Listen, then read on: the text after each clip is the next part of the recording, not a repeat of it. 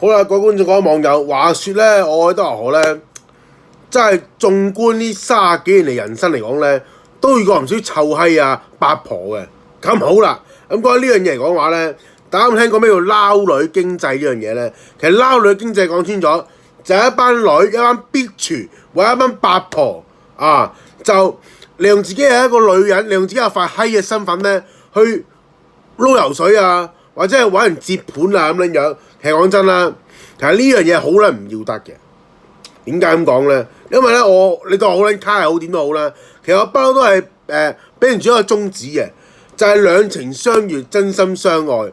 就算你唔係兩情相悅、真心相愛嘅話咧，你屌喺嗰刻你係都好啊。你唔係嘅，你結婚嗰陣時又唔係真心嘅，就係屌喺嗰刻都唔係真心嘅。咁你結婚嚟啊、相睇嚟啊，或者喺埋一齊有乜意思咧？我不如叫隻雞好撚過啦，冇撚錯啦。嗰啲叫雞嚟講咧，今晚咧嘅直播咧就講呢個出租女友呢個 topic 啦。出租女友咧係一個作品嚟㗎啦，就係講咧個男主角和也咧就戇鳩鳩咧請咗啲出租女友咧，然之後自己笨柒啦，之後咧雖然千學咧最新嗰期咧仲要係 reject 咗阿和也嘅，佢乜西啊！對唔住啊！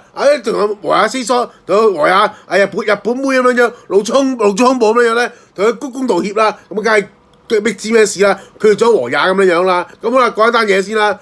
撈女經濟嚟講咧，我恭喜你班撈女，你成功咧令到一班咧本身對愛情有希望、有期盼或者係想結婚嘅男人咧，就望而卻步啊！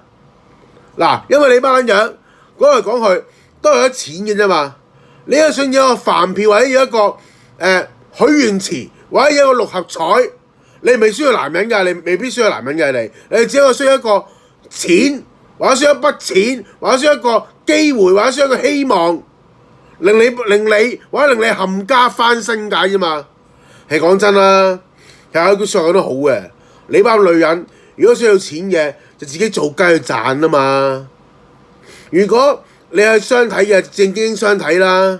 如果許願嘅就許願池啦嘛，又有靚仔，又要高大，又要有學歷，又要有錢，嗰啲梗係揀你啊！臭閪係咪咁講啊？咁 anyway 啦，咁除咗撈女經濟嘅崩盤嚟講嘅話咧，我哋可見將來咧呢個年輕人結婚嘅環境咧，將會相當閪冧。